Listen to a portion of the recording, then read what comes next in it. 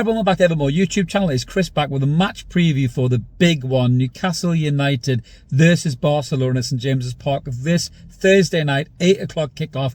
Under the lights, you jammy so-and-sos who are going. I'd love to be there, but I will be watching from the comfort of my own house, on the edge of my sofa probably. We're back in the Champions League. You couldn't ask for a bigger fixture than what we've got right now. It's the global giants that are Barcelona. It's one of the best teams on the planet. It's tinged with the Bobby Robson connections as well, a man who managed both clubs superbly well and is revered by both fan bases as well. It brings up memories of Tino Asprilla's hat-trick. And by the way, Keith Gillespie's best game in a black and white shirt, which often goes underrated. We love you, Keith. What a game that was. He tore them apart that night. And how we wouldn't love to see that again from either Anthony Gordon or Elanga. I'll get into the team lineup in a second. But can we beat Barcelona at St James's Park? Now, a lot of the football snobs, a lot of the non-Newcastle United fans will tell you, no, you can't. You've got no chance. You're going to get pasted. Well, guess what? We've heard that before. When did we hear that before? When we played Paris Saint-Germain. And what was the score there? We beat them 4-1. Because Paris Saint-Germain took us for granted, came into that game arrogant. I don't think Barcelona will do the same thing, to be honest with you. I think Hansi Flick has already been talking about us in a respectful way. So some of the players, Lewandowski talking about how he used to have a Shearer shirt when he was younger. Love you, Robert, by the way. Hope you don't score on Thursday. But it's nice to hear the respect from Barcelona. So I think they'll take this game seriously. They'll understand what they're going into, the atmosphere. They'll thrive in that as well. I don't think they'll shrink in that. They're a very, very good side. But are they beatable? Yes, they are beatable. I'm going to tell you exactly why in a minute. But Newcastle United have got one thing to focus on, and that's their performance, their shape, and their ability to hold the ball and use it when they get it on Thursday. Because we will have a lack of possession. There is no doubt about it. Barcelona are a very, very good side, even though they're not the Barcelona of yesteryear. But how is Eddie Howe going to line up? This is so tricky. I'm wrestling with this. I don't know whether he's going to go one way or the other. Is he going to go 4-3-3 and just go at Barcelona and kind of match them up style for style? They play a 4-3-3, but then they also play kind of a 4-2-3-1 out of possession. So it's all a little bit up in the air kind of a thing, really. But I think Eddie Howe, it's such a tricky one. Will he do that, or will he go 5 at the back? I have a feeling he may go 5 at the back and he may bring in Sven Botman, but it's so tricky to do that. I'm gonna go with a 4-3-3. So I'm gonna go with a back four of Nick Pope and goal. See, I would rather play Tino Livramento at right back and Hort left back, but I think you'll stick with Trippier for his experience. You'll go Kieran Trippier right back, Fabian Schär, Dan Burn and Tino Livramento at left back to deal with Rafinha or Rashford, whichever one is out on that wing. It's probably going to be Rafinha, I think, to be fair. And Tino's got the pace to deal with him. I think Hall is excellent at dealing with players like that. He pocketed Mo Salah twice. I'd love to see Lewis Hall in there and Tino on the right to deal with Rashford's pace, which worries me a little bit against Trippier, I've got to say. But I think that's what Eddie Howe will do with the back four. The three midfields pick themselves, Tonali, Bruno Guimaraes and Joe Linton. This is their game. If those three want to show that they belong on this stage, this is the game to do it, up against Barcelona's midfield team, which is probably going to be Frankie de Jong, just back from injury, and Pedri as well. Both excellent players on the ball, but lack physicality. I'll get into more of that in a second. And then the front three. Anthony Gordon can play in this game, and he will play in this game. He'll come in on the left-hand side. Harvey Barnes has been poor. I know he's had, newborn babies and lack of sleep and everything else going on, but he's been poor for quite a while, to be honest with you. He's not really stood up and done it. And weirdly enough, this is the kind of game you'd expect Harvey Barnes to score a raker in probably, but he may have to do it off the bench. But Anthony Gordon will start this game. I would bring in Anthony Elanga on the right-hand side. Barcelona lack a bit of pace at the back, especially with Gerard Martin, who's filling in for Alejandro Balde, who's still out injured until October, who is rapid. Martin, not so much. Good defensive position, good at one-on-ones, but isn't particularly fast. Anthony Elanga is fucking rapid, and that's why I would play him up against that left back, because I think he would cause him absolute terror, run at him with pace, and I think that's what Eddie Howe will do. And through the middle, there is no other choice. It is big Nick Voltemade leading the line in the Champions League against Barcelona at St James's Park. That's what the boys signed for, and I'll be really interested to see how he does up front. But where are we going to win this game against Barcelona? Well, where we're going to have to win this game is we're going to have to look after the ball a shite sight better than we did at the weekend against Wolves. We were sloppy in possession. We misplaced passes. We rushed the play. We cannot do that against this lot, or they will rip us to pieces. We will be back against the wall.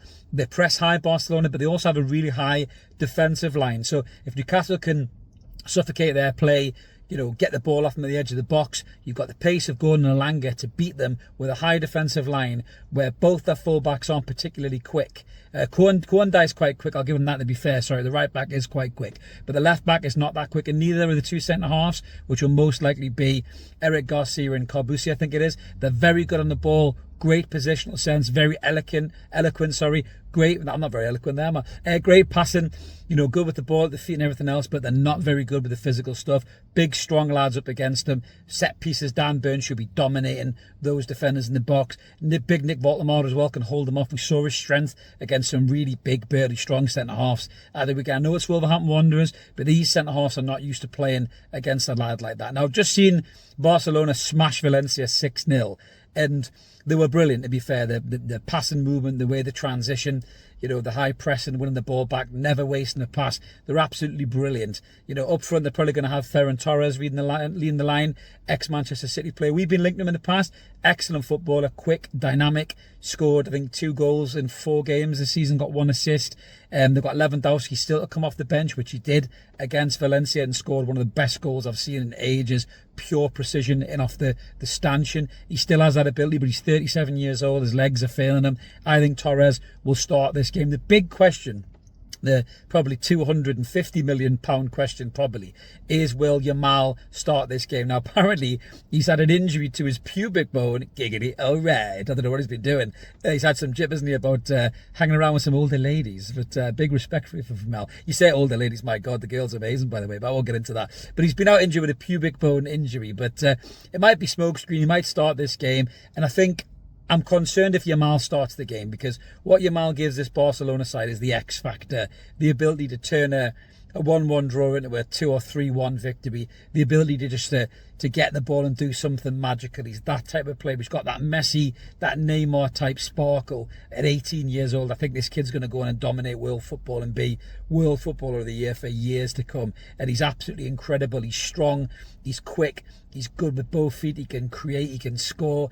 And he's probably been Barcelona's shine light this season. They've had some ropey performances where they've just kind of got over the line 3-2s, and stuff like that.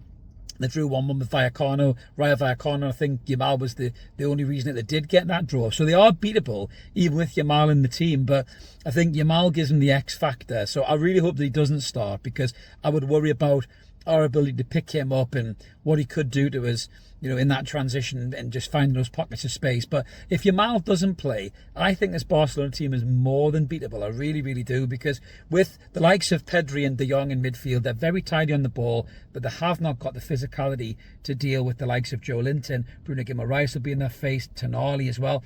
They won't have the physical strength to deal with those players at them as a 3, and I think we could overrun them in midfield. The only concern, as I say, out wide, Rashford up against Trippier would concern me. That's why I play Tino right back and Hall left back. I think that way you've got more protection to the back 4 in terms of pace against Barcelona's threat. Rashford hasn't been that great for Barcelona. I think he's had an assist already for Rafinha's goal. It's almost like a misplaced shot, really, where Rafinha scored. Rafinha is unbelievable. Last season he was unlucky not to be a Ballon d'Or winner, to be honest with you, but he was incredible. And he started the season strong as well. I think he's got 3 goals in 4 games already. Got a brace off the bench at the weekend against Valencia, as did Lewandowski as well, to be fair. So they have got quality all over the pitch, Barcelona. But Newcastle need to make this a cauldron like they did against Paris Saint-Germain, like they did against Arsenal in the Carabao Cup that I was lucky to be at. The fans need to show up early, as they did against PSG. We need to make it an absolute cauldron of noise, war flags with the displays. The players will raise their game 20, 30, 40%, and that's what we need. But we also need to not waste the fucking ball when we have it.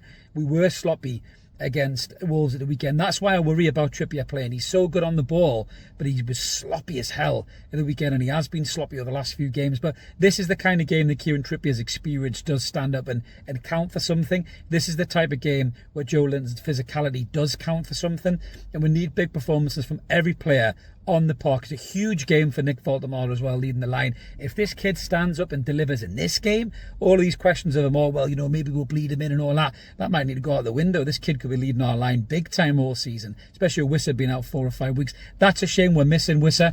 I know we've only just signed him, but the ability to have a player like that, either starting or off the bench, with his experience and his running and his ability to run off the shoulder of the defence. And as I said before, the Barcelona centre-backs are not quick. Garcia and Courtois aren't quick at all. They do lack pace, and a player like Wissa would frighten the life out of them. But so will Gordon and Langer if they cut inside as well. So we have got the tools to get a result in this game. We really, really have. It's going to be a really hard game. If we give the ball away to Barcelona too much, we cede possession, we could be in for a really difficult night. But it depends really how it's going to play. Like I say, I'm so torn. I don't know if it's 4-3-3 or 5-3-2. I'm going to go for the 4-3-3, but it could easily be the 5-3-2 with Sven Botman coming at the back and just shoring things up. I think if Yamal's going to play, I would probably be tempted to do the 5 at the back. But if he's not, I'd be tempted to go toe-to-toe with him for 4-3-3. But let me know in the comments below what you guys think about the team lineup and how do you think the game is going to go. Me personally, I'm going to go heart and head here. My head says 1-1 draw, but my heart says 2-1 Newcastle United. I'm going to go for a 2-1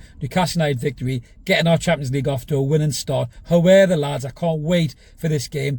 Massive congratulations and have a great night for all you guys who are lucky enough to go. The closest I'm going to get is my TV screen, but I'll be fucking buzzing watching it. I can't wait for this game. Like and subscribe, guys. Keep it ever more. We'll be back for a live post-match reaction Thursday night, me and Mark together, to hopefully another famous Newcastle victory over Barcelona in the Champions League. Have a belter. Thanks for watching. Cheers.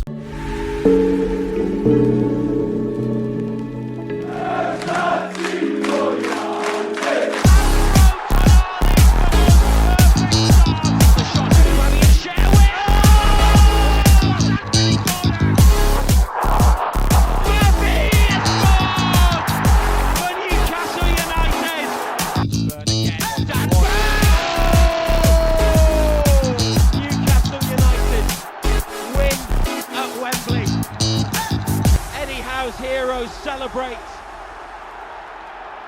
They have done it.